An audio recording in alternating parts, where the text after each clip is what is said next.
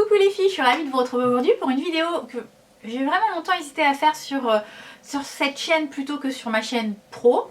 Et puis je me suis dit que c'était quand même un sujet qui était très général et qui finalement pouvait intéresser le plus grand nombre de personnes, et je pense qu'il pourra vous intéresser puisqu'aujourd'hui, alors je pense que le titre va peut-être pas vous parler, je sais pas encore exactement d'ailleurs quel titre je vais mettre à l'heure où je filme cette vidéo. En tout cas on va parler de comportements, de soins qu'on s'apporte à soi-même, de bien-être, de cette bienveillance qu'on a envers nous-mêmes, des choses que l'on fait pour se sentir bien. Et je vais vous expliquer un petit peu la démarche dans laquelle j'étais. Donc il y a quelques temps, j'ai eu un cours donc dans mon DU de psy qui était dispensé par le docteur Yasmine, je sais jamais si on dit Jasmine ou Yasmine, mais je pense que c'est Yasmine Liénard, qui est donc psychiatre, psychothérapeute, et qui a développé, qui est une des personnes qui a développé la pleine conscience en France, la méditation en pleine conscience en France. Et donc elle nous parlait de la manière dont elle prenait en charge ses patients, des choses qu'il fallait qu'on fasse nous dans nos consultations. Et puis en fin de... je pense que c'était sur la fin de son discours, elle nous a parlé très brièvement d'une échelle. Elle nous a dit que ça serait quand même intéressant, je pense, de faire une Mindful Self-Care Scale. Donc c'est une échelle, donc scale, une échelle qui permet en fait d'évaluer le self-care, donc en français je saurais dire l'attention qu'on porte à soi-même finalement, en termes en pleine conscience, en pleine attention, on va dire, en connaissance. Donc voilà, elle nous a dit c'est une échelle qui n'est pas traduite en français. Voilà, je m'intéresse beaucoup à cette échelle, je pense que ça pourrait être intéressant. Et puis bon, moi, ni une ni deux, c'est pas tombé dans l'oreille d'une sourde, je me suis dit pourquoi pas, ça pourrait éventuellement intéresser, en tout cas m'intéresser moi dans ma pratique professionnelle et même dans ma vie privée, ça pourrait être intéressant. Donc en fait cette échelle, qu'est-ce que c'est? C'est une échelle qui a été validée scientifiquement, et c'est ça que j'apprécie avec la psychologie. J'ai été longtemps un peu réfractaire, je sais pas pourquoi d'ailleurs, aux approches proposées par la psychologie, et finalement je me rends compte que c'est complètement différent du développement personnel, ou même si dans le développement personnel on peut trouver des choses intéressantes, certes, mais il n'y a pas cette démarche scientifique, il n'y a pas cette rigueur scientifique derrière, il n'y a pas tout ce travail de validation scientifique qui est fait, et je trouve que ça perd du coup peut-être pas de son sens, mais ça perd de sa valeur. Et en tout cas, ça n'a pas lieu d'être dans une consultation médicale. Donc du coup, le fait d'avoir tous ces outils à disposition de TCC troisième vague, de psychologie, qui ont été validés scientifiquement, franchement, ça me plaisait beaucoup. Donc du coup, je suis allée me renseigner un petit peu plus en détail sur cette échelle. Donc cette échelle, elle a été créée en partie par le docteur Catherine Cook, et donc cette échelle a été utilisée. Il y a eu un essai qui a été fait sur vraiment un large échantillon de population, et on s'est rendu compte que plus les scores sur cette échelle étaient élevés, plus ils étaient corrélés finalement à une moindre prise de substances. Donc quand on dit substance, c'est de substances potentiellement toxiques, addictogènes, donc et potentiellement illicites, donc tabac, alcool, drogue. Donc plus les scores sont bons, moins on se tourne vers des conduites addictives ou des substances addictives. Donc c'est quand même super intéressant, puisque moi dans ma consultation, je me retrouve quand même souvent avec des patients qui ont des troubles du comportement alimentaire, donc qui ont comme compulsion l'alimentation, et j'ai aussi dans ma consultation des patients qui sont en demande de sevrage tabagique, voilà, de sevrage d'antidépresseurs ou autre. Donc je trouvais ça super intéressant. Et en creusant encore plus, je me suis rendu compte que cette étude qui avait été mise en place a montré que finalement plus on adoptait des comportements qui étaient donc bienveillants envers soi-même, plus on attachait de l'importance à ces comportements de soins envers nous-mêmes. J'ai vraiment du mal à le traduire, c'est vraiment self-care, mindful self-care, donc voilà, le soin apporté à soi-même en pleine conscience finalement. Et plus on avait des diminutions de l'apparition des troubles anxio-dépressifs, donc encore une fois, ça correspond parfaitement à la cible que je vise, à ma patientèle. Nombreux sont les patients qui présentent des troubles de l'humeur, des troubles anxio-dépressifs. Autre chose d'intéressant, c'est que cette échelle, on s'est rendu compte que plus les scores étaient élevés, donc plus on voyait que les individus présentait un bien-être physique, émotionnel, psychique. Il y avait un meilleur rendement aussi au niveau du travail, que ce soit dans la vie professionnelle ou dans la vie étudiante. Donc c'est quand même intéressant, je pense que vous êtes nombreux à vouloir un petit peu améliorer vos capacités de rendement, on va dire, aussi bien si vous passez des examens, que vous êtes encore en train de faire vos études, que dans votre métier, si vous devez... si vous êtes challengé en permanence. Et que plus les scores étaient élevés, plus on avait une meilleure estime de soi, une meilleure estime corporelle, une meilleure estime globale de soi. Donc on était encore une fois en plein dans ce que je fais aujourd'hui. Donc je me suis dit quand même, elle est super intéressante cette échelle, va falloir que je la traduise et va falloir que je l'adapte à ma consultation. Donc il faut savoir qu'il existe deux types d'échelles, une plus la complète on va dire, il y a plus de 80 items, et une plus courte. Donc moi c'est celle que j'utilise parce que je trouve que c'est la plus pratique, et c'est celle que je vais vous proposer de faire aujourd'hui. Donc ensemble on va remplir votre échelle de Mindful Self-Care. Donc on va aller regarder un petit peu où est-ce que vous en êtes par rapport à vos comportements. Est-ce que vous arrivez à satisfaire vos besoins, qu'ils soient physiologiques, émotionnels, cognitifs. Voilà, on va voir si vous avez un comportement adapté, et ça va permettre de mettre en avant justement les zones qu'il faudrait améliorer et travailler, et donc modifier vos comportements sur certaines cibles. Je trouve ça vraiment super intéressant et je pense que ça va vous plaire aussi. Donc moi l'idée c'est que, pas chez tous mes patients, mais chez certains patients qui en ont besoin, je leur demande de passer une semaine, et à la fin de la semaine de remplir l'échelle. Donc je vous conseille de faire la même chose, ou si vous arrivez à voir rétrospectivement comment est-ce que vous êtes comporté la semaine dernière, vous pouvez également la faire tout de suite. Donc elle est en anglais, moi j'ai essayé de la traduire et de l'adapter à ma pratique. Il y a des termes médicaux qui j'ai vraiment du mal à les traduire en français, et c'est surtout que je trouve qu'ils perdent leur sens quand on les utilise en français. Il y a des termes que je vais garder en anglais et d'autres que je vais essayer de traduire le mieux possible en français. Donc on va utiliser l'échelle qui est courte, il y a 6 catégories, et dans chaque catégorie il y a un nombre de questions qui varie. L'idée donc ça va être pour vous, alors vous pourrez aller sur mon blog, donc pas mon blog lifestyle, sur mon blog pro, parce que j'estime que pour le coup là il vaut mieux que ça soit sur mon blog pro. J'ai référencé toutes les questions, tous les items et la manière dont il faut que vous comptiez vos points. En gros, pour chaque item vous allez devoir dire si ce sont des conduites que vous mettez en place. Par exemple, si c'est jamais, vous vous accordez 1 point. Si c'est rarement, c'est-à-dire un jour sur les 7 de la semaine, vous vous accordez 2 points. Si c'est de temps en temps, donc on va dire entre 2 et 3 jours dans la semaine, vous accordez 3 points. Si c'est souvent, vous allez vous accorder, donc c'est entre 4 et 5 jours, vous accordez 4 points. Et si c'est très régulièrement, entre 6 et 7 jours, donc quasiment tous les jours, vous accordez le nombre de points maximal, 5 points. Et le but, vous l'aurez compris, c'est d'avoir un maximum de points, d'avoir l'échelle la plus remplie possible. Et en fonction des catégories, des sous-catégories, vous pourrez définir quelle est la catégorie dans laquelle vous avez le plus de changements à opérer. Donc c'est quand même super intéressant. Alors on est parti, je vais commencer par la première. Bien évidemment je ne connais pas l'échelle par cœur encore, hein, je ne suis pas un disque dur, donc j'ai mon échelle. Ah oui, il faut quand même savoir qu'il y a un système de notation reverse score. En gros, en fonction du type de question, les scores sont amenés à être affectés à l'inverse. Si la question est négative, ça voudra dire que si vous le faites une seule fois ou jamais, vous aurez 5 ou 4 points. Vous voyez, c'est l'inverse. Mais je crois qu'il n'y a qu'une seule question qui est en reverse. Sinon, toutes les autres questions sont dans le sens dont je vous ai présenté. Donc on va commencer par la première catégorie. Je vais essayer de faire cette vidéo assez rapidement, mais je pense je pense vraiment qu'elle va vous plaire. En tout cas, j'espère qu'elle va vous plaire, et j'espère que vous allez toutes et tous me donner vos résultats en commentaire et me dire dans quelle catégorie vous devez vous améliorer.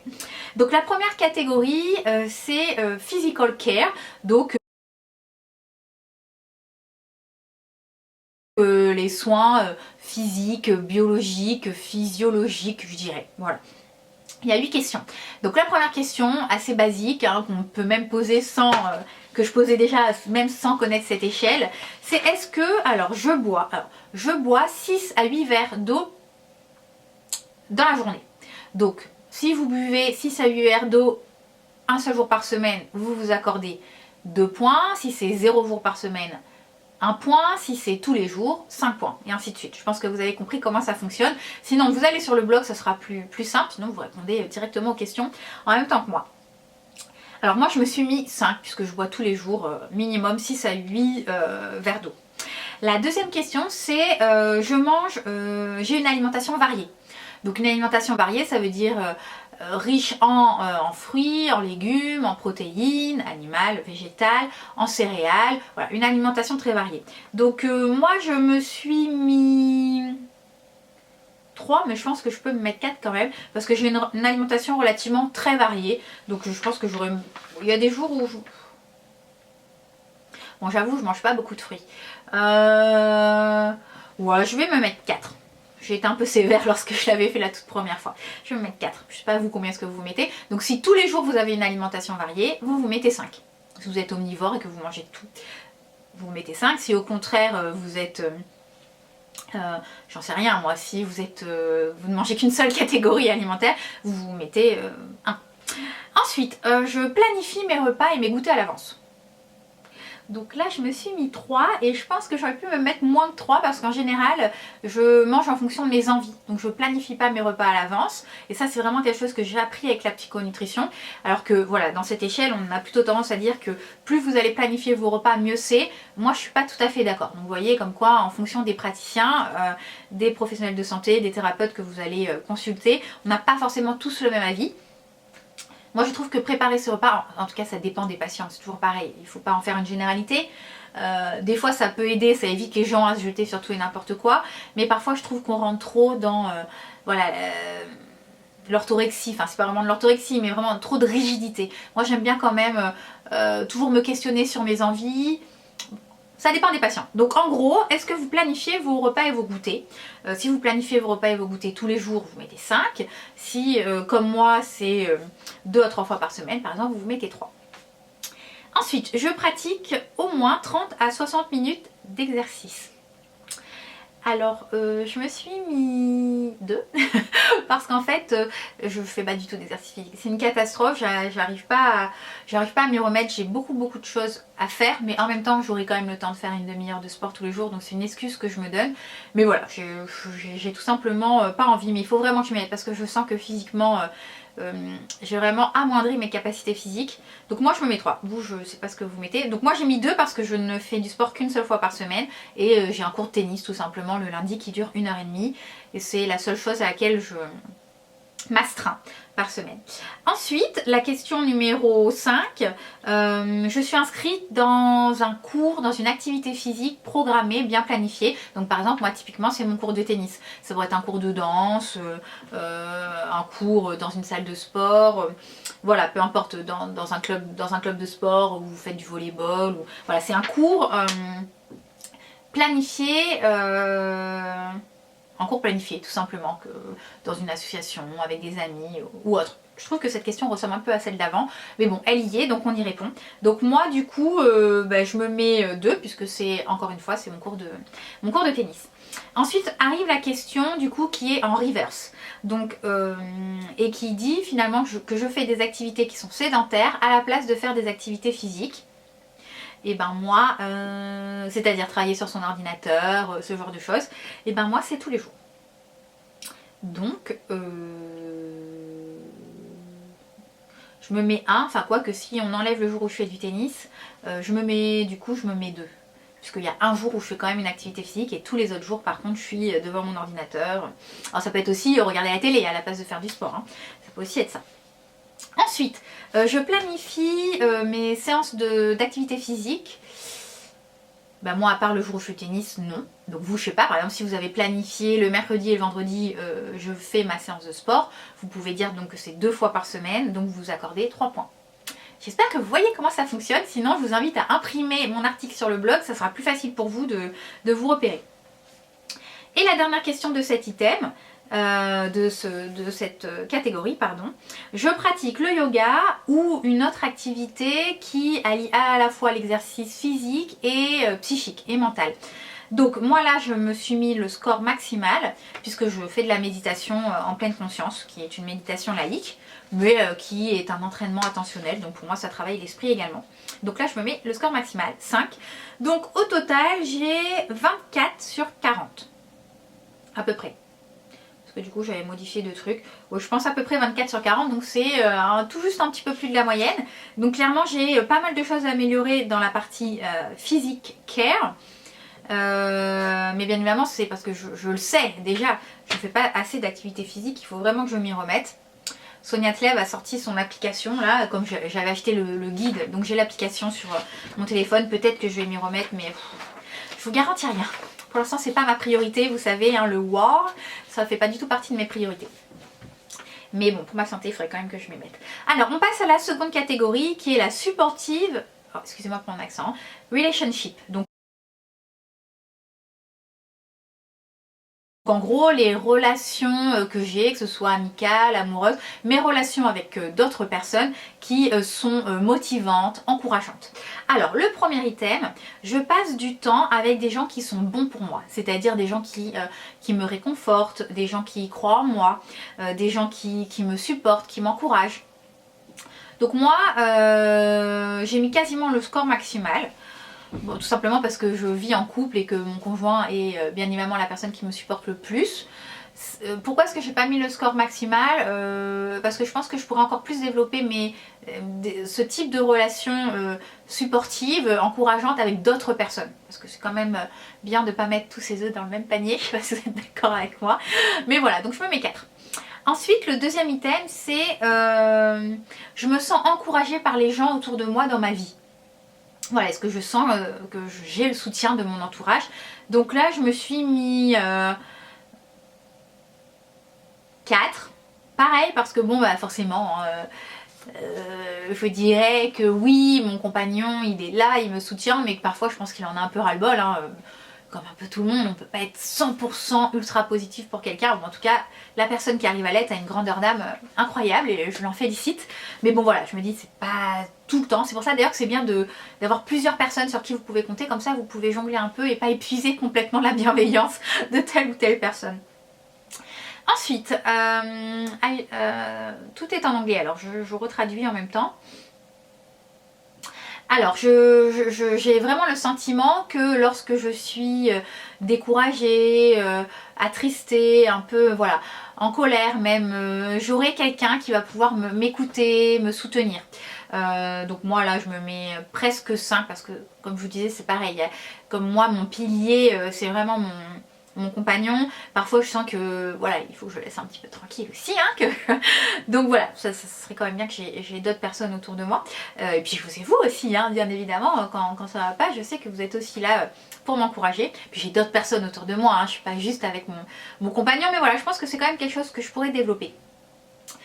Ensuite, alors j'ai vraiment la croyance, je suis confiant que si j'avais à refuser quelque chose, et ben les gens autour de moi comprendraient, mon entourage comprendrait que je dise non à quelque chose. Là je me suis mis 4 aussi, je pense que relativement, déjà il faut savoir dire non, hein, il faut savoir refuser parfois, mais je pense que oui, ce serait plus ou moins compréhensible. C'est quelque chose que j'arrivais pas du tout à faire avant ça, dire non. J'ai appris avec les techniques de nutrition comportementale, mais ouais, je pense que oui, je me mets 4. Ensuite, j'arrive à planifier du temps avec les gens qui sont vraiment importants pour moi. Et ça, je dois dire que j'ai fait un gros progrès. Donc j'ai mis 3, mais je pense que je pourrais quasiment me mettre 4. Mais 3, c'est déjà bien. C'est-à-dire qu'avant, c'est vrai qu'en ayant surdéveloppé ma vie, on va dire mes relations sur internet, j'ai un peu négligé mes vraies amitiés, voilà, les relations humaines, les vraies relations en chair et en os. Et je dois dire que depuis quelques temps, je me suis rendu compte que c'était pas équilibré. Enfin, il y a certaines personnes qui m'ont ouvert les yeux aussi. Et finalement, voilà, aujourd'hui j'essaye de prendre le temps de voir mes amis en chair et en os, voilà. De me dire là je vais déjeuner avec telle personne, là avec une autre personne, là je vais aller prendre un petit time avec elle, là ce week-end je vais manger avec telle personne. J'essaie, par exemple le dimanche on a un rituel, on va bruncher. Donc voilà, j'essaie quand même de faire, de m'améliorer là-dessus, alors qu'à un moment je n'aurais pu vivre qu'auto-centré sur ma relation avec vous, quoi, sur internet. Donc ce qui peut être quand même un petit peu déséquilibré. En tout cas c'est important dans la Mindful Self-Care Scale, elle y est. Donc vous mettez votre note et moi finalement j'ai à peu près 19 sur 25, voire 20 sur 25. Donc là c'est plutôt pas mal. On va dire qu'au niveau de... je suis bien entourée. J'ai un bon entourage, j'ai des relations qui me portent, qui m'encouragent. Donc à vous de regarder où est-ce que vous en êtes. S'il faut que vous fassiez un petit peu le tri dans vos amis, dans vos relations. Et s'il faut que vous vous encouragiez à rencontrer peut-être des gens qui vont être plus positifs pour vous. On passe à la troisième catégorie qui est la Mindful Awareness. Alors pour moi, Mindful Awareness, c'est un peu comme Mindfulness. Alors je suis pas persuadée que ça se traduise comme ça, mais pour moi, finalement, c'est presque de la pleine conscience ou de l'attention, de la conscience, de l'attention consciente ou de la conscience consciente. Voilà, en fait, ça veut un peu dire ça. Donc en gros, voilà, la partie consciente, attention. 4 items. Le premier, j'ai une conscience sereine de mes pensées. Donc moi là-dessus, je suis plutôt pas mauvaise parce que je travaille énormément la méditation en pleine conscience depuis plusieurs semaines, mois. Donc je commence à être plutôt à l'aise avec cette notion. Donc est-ce que j'ai une conscience sereine de mes pensées? Quasiment oui, presque tout le temps. Par des fois je me laisse un peu emporter, j'ai peut-être des petites bouffées, des petites pensées automatiques qui arrivent, mais j'arrive globalement à les repérer. Donc je me suis mis 4. J'ai une conscience calme de mes sentiments, de mes émotions. Donc là pareil, c'est rare que je me laisse maintenant déborder par mes émotions, qu'elles soient surtout les émotions négatives, par la colère, l'anxiété. Ça arrive, mais c'est quand même rare, hein. J'ai fait un gros travail sur moi et je suis tellement contente d'avoir découvert tout le milieu de la psychologie positive, de la psychonutrition, de la nutrition comportementale. Ça m'a beaucoup aidé, non seulement dans ma pratique professionnelle, mais aussi dans ma vie privée. Donc là aussi, je me mets 4. J'ai une conscience calme de mon corps. Alors là, mais clairement aussi, c'est un gros changement. Je m'accepte beaucoup plus maintenant. C'est pas on pourrait dire que c'est de la résignation, du laisser aller, pas du tout. C'est que je m'accepte mieux comme je suis aujourd'hui et j'en ai plus rien à faire. Voilà, de ces corps parfaits qu'on nous montre à droite à gauche, ça me rendra pas plus heureuse et je pense que ça vous rendra pas plus heureux non plus. Donc là aussi je me mets 4. Et le dernier item de cette partie, alors oui, je sélectionne vraiment très précautionneusement les pensées et les émotions qui vont guider mes actions. Et là pareil, je pense que je me mets 4. C'est-à-dire voilà, je me laisse pas guider par la colère, par l'anxiété, je me laisse pas guider par de la tristesse qui m'empêcherait de faire les choses. Donc j'essaye vraiment de me dire, ça ce sont des bonnes pensées qui sont réalistes, ça ce sont des émotions qui vont me tracter. Et voilà, là-dessus je suis plutôt pas mauvaise. Et du coup je les 16 sur 20. C'est pas mal, non? Ça fait 4, ça fait un score à 4, puisqu'après vous devez faire des average scores. C'est-à-dire vous devez diviser votre score total par le nombre de questions. Donc là par exemple, j'ai 16 sur 20, il y a 4 items, donc ça me fait un score à 4 sur 5.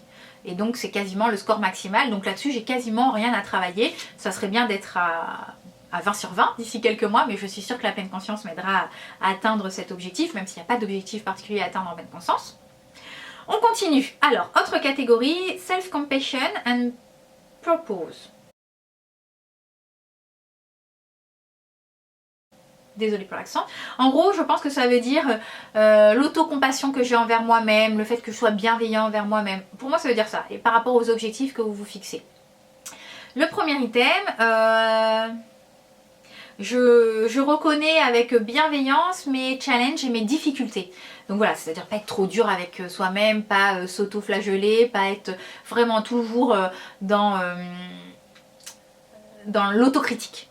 Donc moi, je me mets 4. Ensuite, je suis vraiment engagée, j'ai envers moi un discours intérieur qui est encourageant, positif, motivant. En gros, les efforts que je fais aujourd'hui, ils sont valables, ils ont du sens. Voilà, c'est ces discours intérieurs qui sont auto-motivants. Un peu comme si vous aviez un coach intérieur, voilà, un motivateur intérieur. Donc là aussi, je me mets 4 parce que j'arrive à me motiver, même si comme tout le monde, je pense qu'il y a des moments où on est un peu moins sûr de nous, mais je pense que j'arrive rapidement à me remotiver. Ensuite, autre item, alors, je me rappelle à moi-même que les erreurs, les échecs, les challenges, finalement ça fait partie de tout un chacun, de tout être humain, que c'est normal d'échouer. Comme je dis souvent à mes patients, les échecs c'est une étape sur le chemin de la réussite, donc voilà. Savoir reconnaître que les échecs c'est humain, que tout le monde a droit à l'échec et qu'on peut toujours se relever d'un échec. Donc je me mets 4. Ensuite, autre item, je me permets d'avoir des émotions. Et là, ça c'est important, il faut également se permettre d'avoir des émotions négatives. C'est normal d'éprouver de la colère, c'est normal d'éprouver de la tristesse. Et voilà, il faut les autoriser, il faut leur laisser de la place pour justement qu'elles ne prennent pas toute la place. Il faut autoriser ces émotions, il ne faut pas se sentir coupable. C'est pas un signe de faiblesse que d'éprouver de la tristesse, de la colère, de la peur. Ça fait partie de la panoplie du panel d'émotions. On ressent des émotions positives, mais on ressent aussi des émotions négatives. Donc voilà, s'autoriser à ressentir tous les types d'émotions. Donc là, je me mets 4. En gros, voilà, je m'autorise à pleurer. Quand je dois pleurer, je m'autorise à pleurer.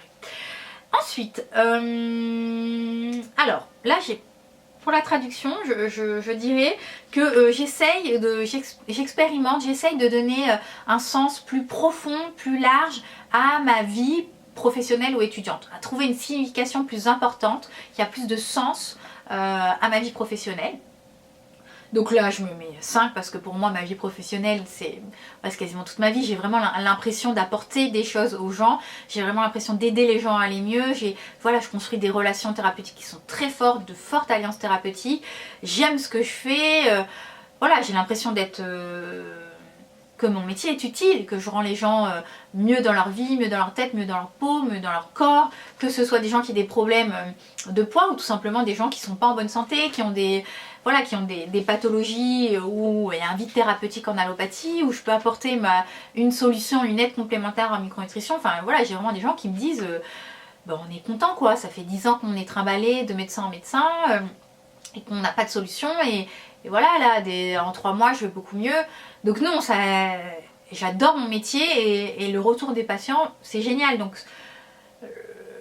je suis très très contente. Alors, quand on me dit, ouais, t'es ultra égoïste, tu penses qu'à ta carrière, bon, ça, c'est toujours les mêmes personnes. Je n'y attache même plus d'importance parce que ce qui compte pour moi aujourd'hui, c'est je suis bien dans ma tête, bien dans mon corps, bien dans mes baskets, je suis bien, et le retour de ces patients, cette relation que je crée avec ces patients, mais pour rien au monde je changerai de métier. J'adore mon métier et je pense que voilà, cet échange que j'ai avec mes patients, mais pour rien au monde je changerai.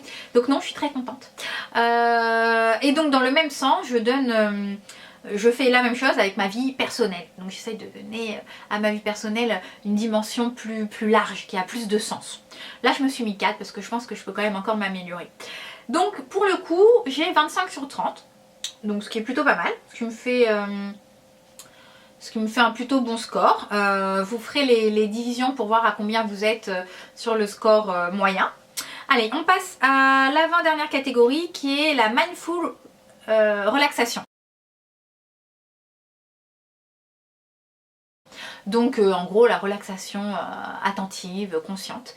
Donc premier item, je fais des exercices intellectuels pour m'aider à me relaxer. Donc qu'est-ce que c'est qu'un exercice intellectuel pour aider à se relaxer? C'est lire un livre, écrire, c'est faire ce genre de choses.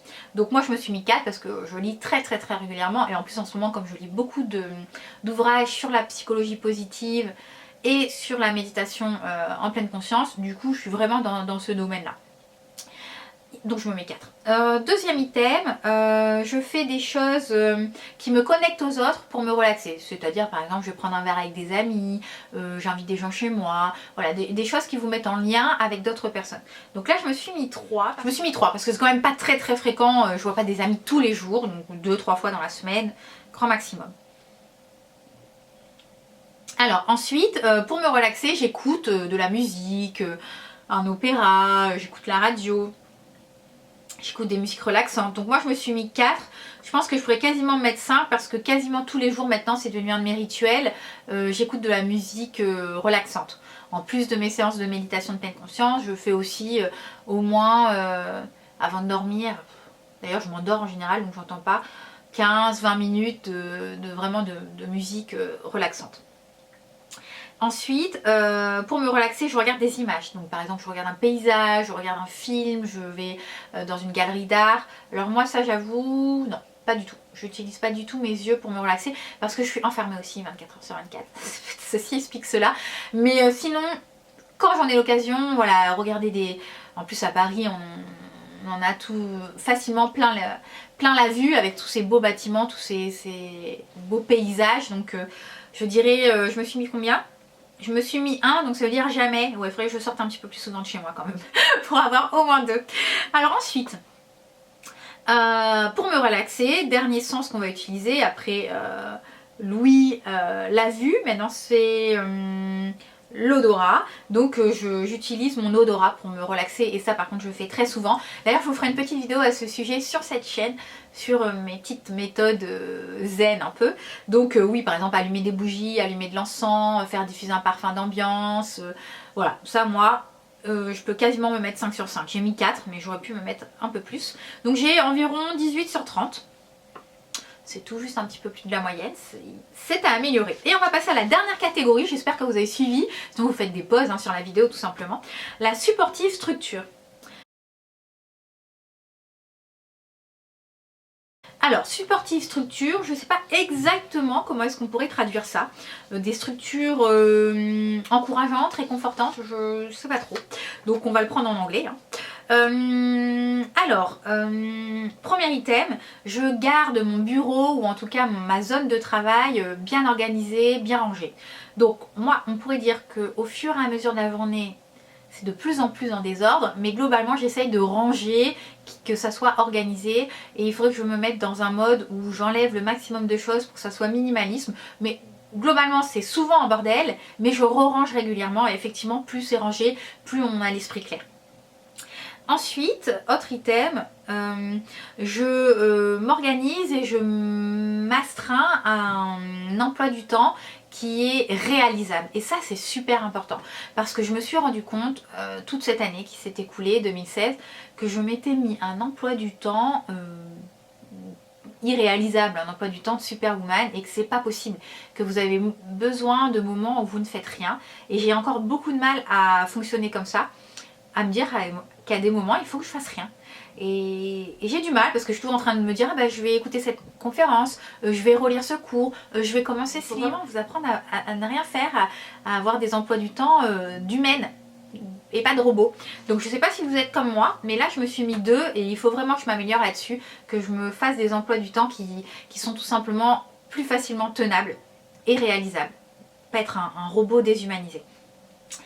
Ensuite, j'arrive à faire la balance entre les demandes de mes proches et mes propres besoins. Donc ça, avant, j'arrivais pas du tout. Je faisais toujours passer tout le monde avant moi, les besoins de tout le monde, voilà, je rendais toujours service. Aujourd'hui, je me dis, oh, j'ai compris comment ça fonctionnait. J'ai pris un petit peu de recul et maintenant, on va dire que je suis...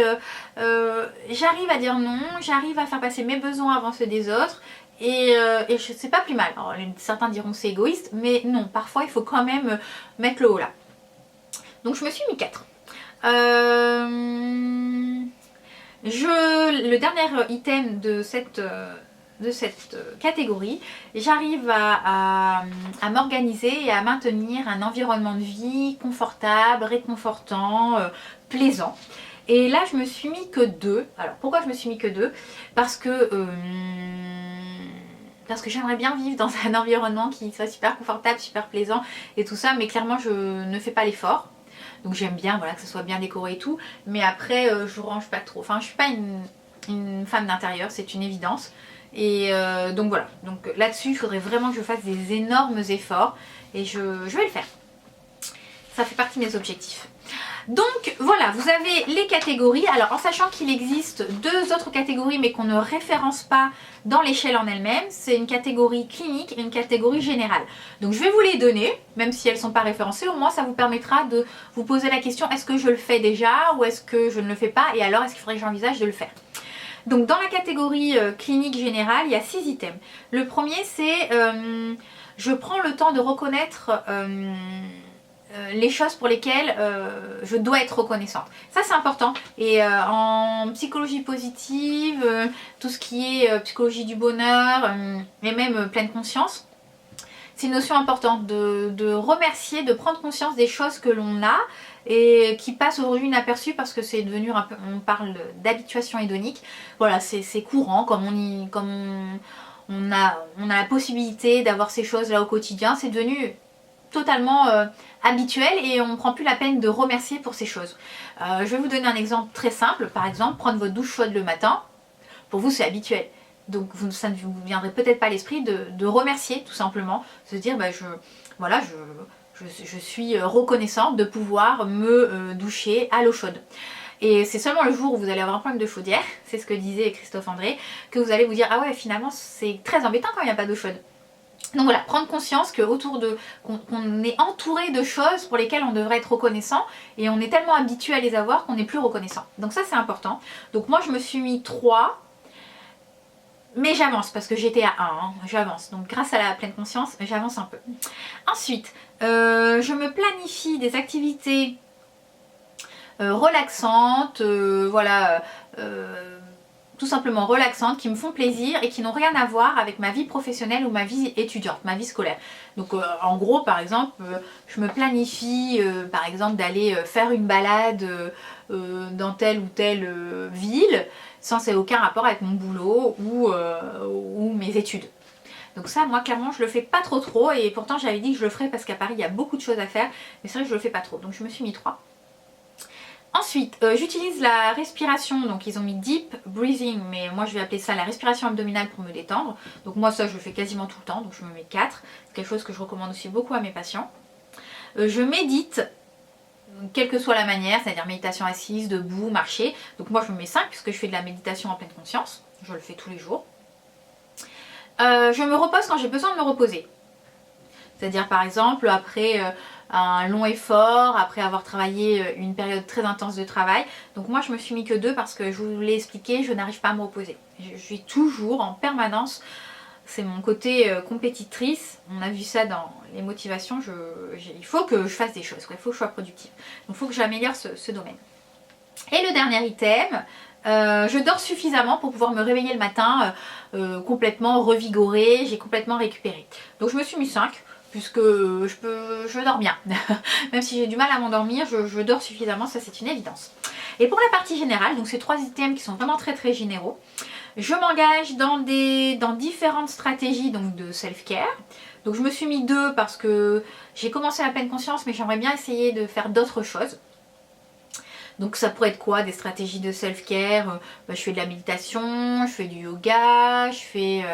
voilà, j'entretiens je me suis mise au sport, je vois régulièrement des amis, voilà, vous avez compris un petit peu c'est quoi toutes ces stratégies. Je planifie donc ces activités, ça c'est l'item numéro 2, donc moi je me suis mis un seul point parce que je les planifie jamais, sauf ma méditation. Et le dernier item, j'explore justement de nouvelles manières de pouvoir apporter encore un peu plus de self-care dans ma vie au quotidien. Donc là je me suis mis 3 parce que c'est vrai que je m'intéresse beaucoup à ça en ce moment. Donc j'ai pas encore trouvé mais je m'y mets. Donc voilà pour cette échelle, ça a été long mais au moins je vous aurais parlé de tous les items. Donc en gros après vous avez un petit tableau comme ça. Je sais pas si vous verrez quelque chose. Et vous mettez vos scores. Donc en divisant le score total de chaque catégorie par le nombre de questions. Donc moi par exemple sur le physical care j'ai 2,6. 3, donc c'est à améliorer. Sur le support relation, j'ai 3,4. Sur le mindful aware, j'ai 4. Sur le self-compassion, j'ai 4,2. Sur le mindful relax, j'ai 2,8 à améliorer. Et sur le support structure, j'ai 3. Donc en fait, ce qui est intéressant avec cette échelle, bon déjà pour un praticien, un thérapeute, c'est intéressant de voir pour pouvoir orienter son patient, parce qu'on ne le voit pas au quotidien, donc on ne sait pas ce qu'il fait. Donc ça nous permet de voir sur une semaine quels sont ses points forts et ses points faibles, et lui dire voilà, il va peut-être falloir essayer de mettre en place de nouveaux comportements dans tel ou tel domaine. Mais pour vous, tout simplement, vous pouvez faire votre échelle et vous dire, bon bah ok, là je vois que mon score, j'ai 1 ou 2, il va falloir que je mette en place de nouvelles habitudes, de nouveaux comportements pour pouvoir promouvoir mon bien-être physique, émotionnel, cognitif et me sentir mieux et prévenir les troubles de l'humeur et prévenir les phénomènes de burn-out dans le milieu professionnel et prévenir la mise en place de comportements addictifs ou à des substances addictives compensatoires. Donc voilà, pour vous permettre tout simplement d'être mieux. Donc je pense que vraiment cette échelle, elle est super intéressante. Alors moi je l'ai traduite comme ça, j'espère qu'on aura une traduction officielle. Je pense que le docteur Yasmine Liénard va sans doute faire quelque chose avec cette échelle puisqu'elle nous en avait parlé. Moi en tout cas j'ai eu l'initiative de le faire par moi-même parce que je le souhaite et je veux l'utiliser dans ma pratique professionnelle. Donc l'idée c'est vraiment de se dire d'avoir peut-être un signal d'alarme qu'aujourd'hui dans notre société, dans la tourmente de notre société actuelle. On est en permanence dans le faire, toujours produire plus, on enchaîne activité après activité, on est voilà, en permanence on ne se pose pas. Et ça permet peut-être de se dire voilà, à un moment il va falloir que je me pose, il va falloir finalement que je sois plutôt que je fasse, donc être plutôt que faire, que je me pose et que je me dise voilà, je prends un temps pour moi et pour respirer et tout simplement juste pour être, exister et se dire je mets toutes les chances de mon côté pour être bien, pour avoir une vie harmonieuse. Donc voilà, je pense que c'est vraiment un questionnaire qui pourrait en aider plus d'une parce que je sais que vous êtes nombreuses à mener tout de front, votre vie privée, votre vie professionnelle, votre vie voilà, familiale, de maman, d'épouse. Et souvent, on s'oublie un petit peu et on est souvent prise par le flot de nos pensées, de nos émotions. Et on ne sait plus où est-ce qu'on est, où est-ce qu'on va, ce qu'on doit faire, ce qu'on ne doit pas faire. Et voilà, c'est un peu le problème de la société actuelle. Hein. Je pense qu'il faut savoir ralentir. Se poser, ralentir, respirer et se poser les bonnes questions. Donc j'espère que cette vidéo vous aura plu. Je sais vraiment pas si voilà, elle a lieu d'être sur cette chaîne un peu lifestyle. Je pense que oui, ça reste quand même un sujet assez ouvert, assez général. Vous me direz ce que vous en pensez en commentaire. Je serais ravie de connaître vos résultats. Quel est le domaine sur lequel vous devez le plus travailler aujourd'hui? Je vous fais à toutes des gros bisous et je vous retrouve très bientôt dans une prochaine vidéo. Ciao!